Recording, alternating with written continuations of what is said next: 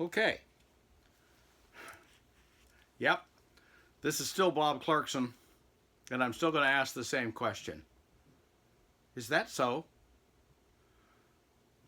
We talked earlier on a different session about trust and how it really has some different flavors or, shall I say, applications than sometimes we have for that word trust.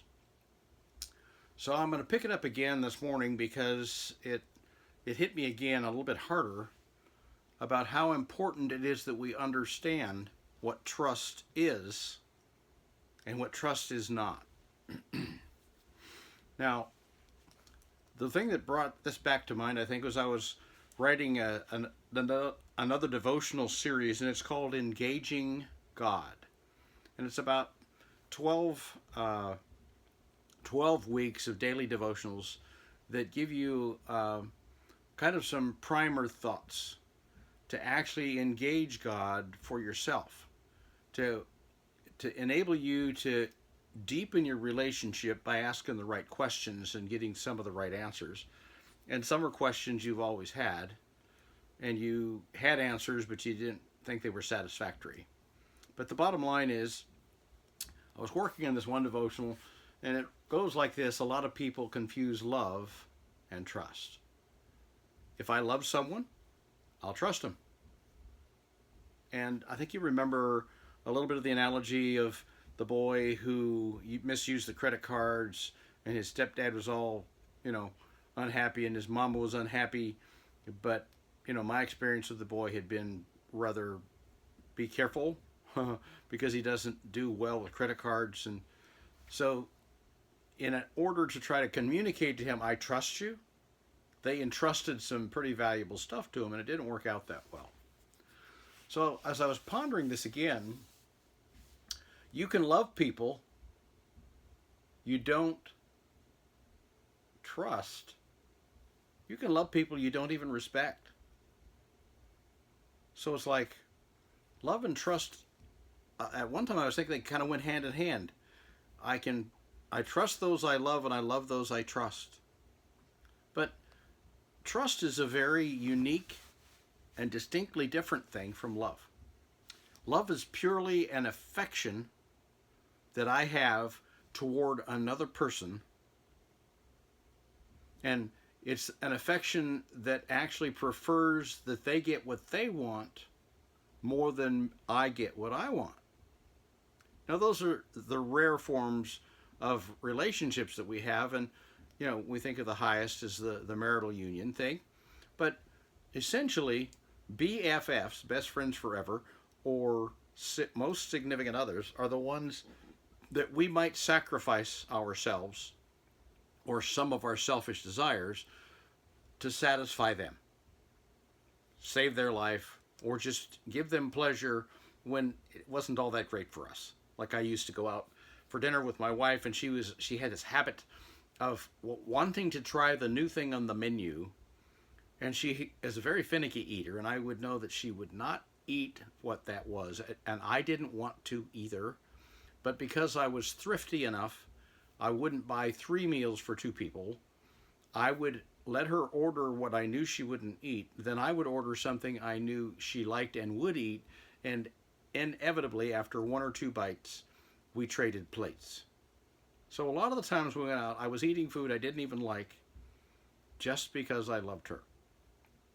So love will do some bizarre, unusual things that aren't really necessarily particularly selfish. They actually have a lot of selflessness and other caring involved. But if you assume that you can trust those you love and love those you trust, you may get yourself in a real pickle. For example, I have been involved in the computer science industry, have written some pretty hefty and significant systems that do some pretty amazing things in the computer world. Now, I've been told that there's a 40-fold difference between the best lawyers and the worst lawyers. Well, okay, and as I've observed over time, there's probably a 40-fold difference in the best dentist and the worst one, and the best surgeon and the worst one, And, we've all heard the horror stories of people who've been butchered by a surgeon. Uh, but we take into account, or we don't take into account, the foolishness that we assume if a doctor has an MD behind his name, he's brilliant and good. Well, being able to do the studies to get the degree is a totally different issue from being good with a knife. So if you're looking for you've moved to a new town, you're looking for a new doctor, a new dentist, a new lawyer, a new financial guy, whatever, you're going to probably ask around and try to get some information and some recommendations. But again, the people you're asking most of the time maybe haven't done due diligence either, and they don't know that they have a quack doctor and they just love him because his bedside manner is fabulous. Give me a doctor that makes me angry at how he expresses himself, but he's extremely good. I'll take the extremely good, and I'll tolerate the nasty personality every time, because my health matters to me more than anything else. Now, some people, no, I want a good bedside manner. Okay. So you may die sooner than I do, but that isn't the issue. So love, really, though, is a feeling. I feel for you. I feel you. I feel good when I'm with you. Well, that's love. Trust comes back to it's a very individual thing, and it is as individual as your personality is individual. Now, I ask some students, what's your favorite subject? Some will say, oh, I love math. Oh, I hate math. Oh, I like science. Oh, I like history, whatever. Well, and some, yeah.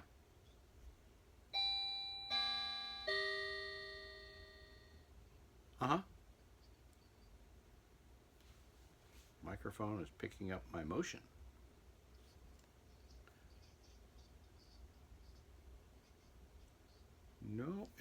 No, the phones are up on a tripod. Maybe, is that it? Okay, I was clicking the pin.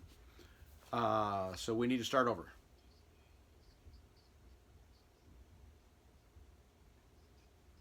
All right, now wait a second. There's a phone in my pouch that you and I are talking on. Is that being recorded, or is that just between you and I? Now I can move that phone now that I'm sitting down and I'm not walking around anymore. Now you're not hearing anything. Okay. Okay. But that wasn't in the recording, right?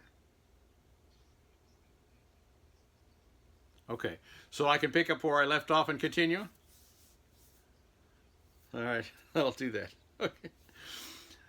So when it comes to individual preferences or individual acumen or individual abilities, I may be incredibly great at math and very poor in the literature sciences.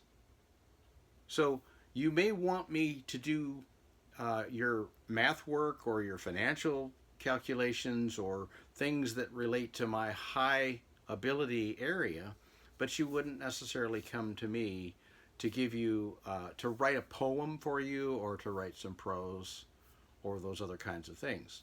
So when we get down to trust, trust is about my valuable things and to whom I could entrust them, and they would be treated with the same care and due diligence and safety that I would treat them. Now, granted, in the financial world, I may want to invest in stocks and bonds. So I would get a guy who does stocks and bonds, and he's known as the best in his business. And he gets the best returns on investment.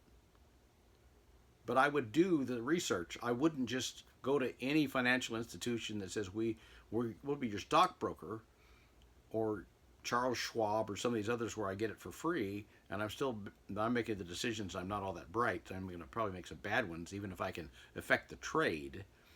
So I'm going to get the right guy. So when I invest my money in the stock market, the man who's handling that for me is going to handle it well and get me some good returns.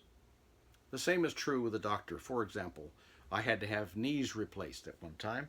And I did my due diligence because my knees were too important to me to get one of those doctors that's down at the bottom of that 40-fold scale of docs who have a surgical scalpel in their knife and in their hand. I'm not interested in being butchered because the man has a credential, so I should trust him. No. So I did my due diligence. I found a friend who was excessively heavy, probably twice my weight, and he had a surgeon replace his knees, and he'd been walking around on them for 4 years and doing fine. I figured, I want that guy, and I did more research on that particular surgeon. Found out he did over 700 knee replacements a year, and had been doing so for 20 years or more. I figured, okay, that guy's got experience, and people keep coming back and recommending him to others. That's the doc I chose. I got 2 great knees now. I can do everything I could do as I was a kid. And I'll never get arthritical pain because arthritis can't grow on those kind of joints. But they work beautifully. I can do everything I used to be able to do. So I don't want a quack doctor. I don't want a bad surgeon. I don't even want somebody driving my cars like my son, who's a bit reckless.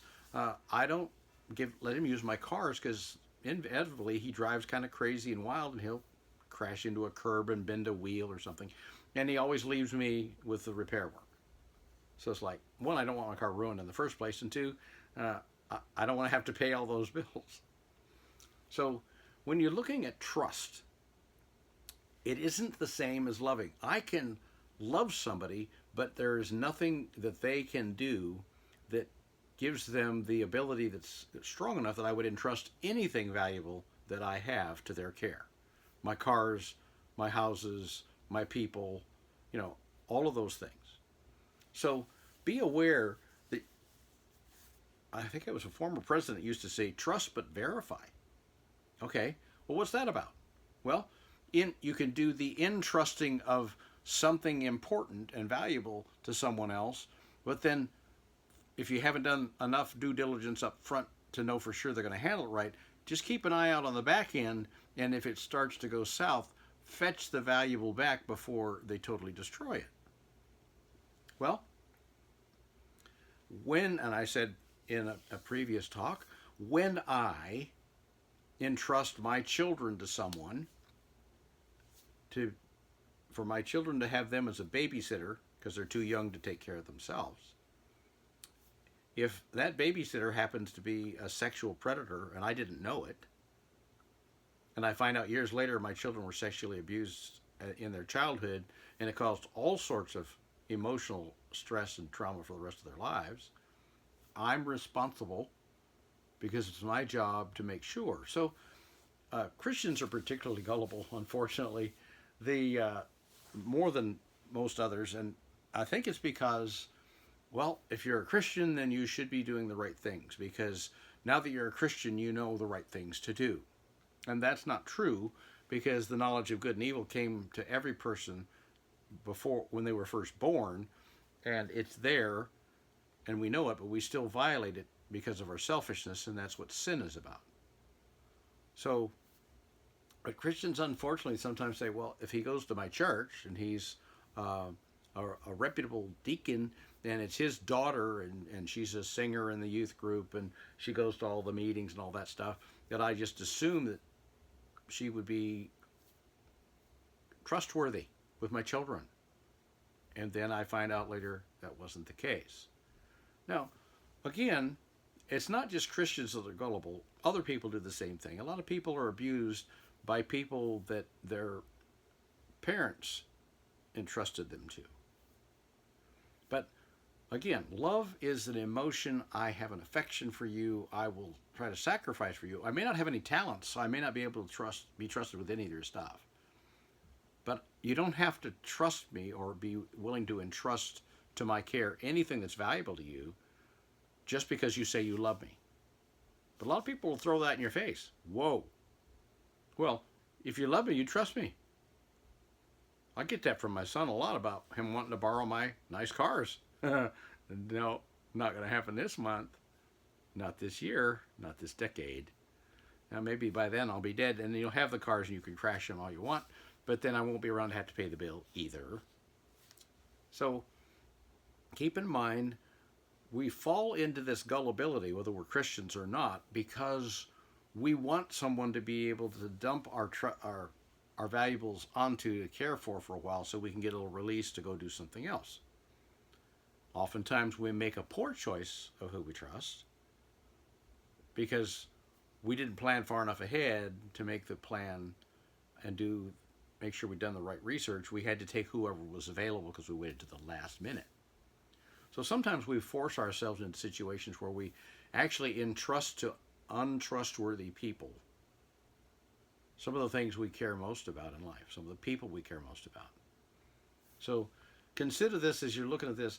You can love prolifically, but you should trust cautiously. Well, okay. Again, I don't have to trust you to love you. I have a lot of friends. I have a deep affection for just an amazing variety of people. They're not all like me. They're not all at my same level of intelligence or accomplishment or acumen or skill, but I love them as people. I love to be in conversation with them. I just love to engage their soul with my soul and grow in a friendship or relationship. Relationships are my favorite thing. For most of us, that's true. We want someone to care about us enough to give us their time, to give us their affection, to give us their hugs, to give us their encouragement. Life gets pretty sucky if all you hang around is a bunch of miserable complainers. And if you're one of them, it's probably particularly sucky for you. But the ultimate is to love as many people as you can. Actually develop affection for them, a genuine feeling of affection for them, and engage them in ways that will challenge them and encourage them. And when they speak, even if they're not at your level, listen carefully and look for what you can learn from them, even if they seem to be at a lower state of IQ or acumen or any other thing, talent, and so on. So, trust, though, is the responsibility of the one who entrusts his valuables to the other. Now, as the one you've trusted your kids to, let's say I was going to be your babysitter or grandpa babysitter or whatever, and I treat them nicely and that works out well, that's good. It feels good to me that you trust me. But I know that it isn't in any way tied to your affections for me. Or I should say, it doesn't have to be. Unfortunately, many people do confuse those two, and they keep making poor choices of the ones to whom they entrust their money, their cars, their people, and then they end up really angry, and sometimes the relationship is broken with an angry, nasty divorce. So, even those whom you love might disappoint you sorely in some matters of trust. Any of you got kids? Any of you trusted them to do certain things and you found out they were catting around behind your back and violating the rules of your household and things like that? Most of us probably have had kids that have done some things like that. Do we have any family members, relatives of the extended family, cousins, uncles, aunts, nephews, nieces, all that, who have done us wrong and we've been angry with them, but maybe because of their DNA, because of their deep need, they pillaged our till, so to speak. We loaned them some money, they said they'd pay it back, and they don't. Well, thank God I had some wisdom back in the day when nearly every single nephew and niece that I had at one time or another came to Uncle Bob and asked Uncle Bob for a loan. Well, I learned fairly young, don't loan anybody anything. If you can't afford to just plain give it away, don't do the transaction. So I made a deal with each of these kids, And I actually told him part of my story. I said, I started out in abject poverty in the suburbs of Los Angeles. And I made my way through life, and I made my own fortunes, and I didn't get much help from my parents because they didn't have much either. But I just kept working hard and diligently and responsibly for myself. So I'm going to give you one opportunity, though. I'm going to recommend that you try not to borrow this money, that you try to work your way through this or borrow it from a legitimate financial loaning institution.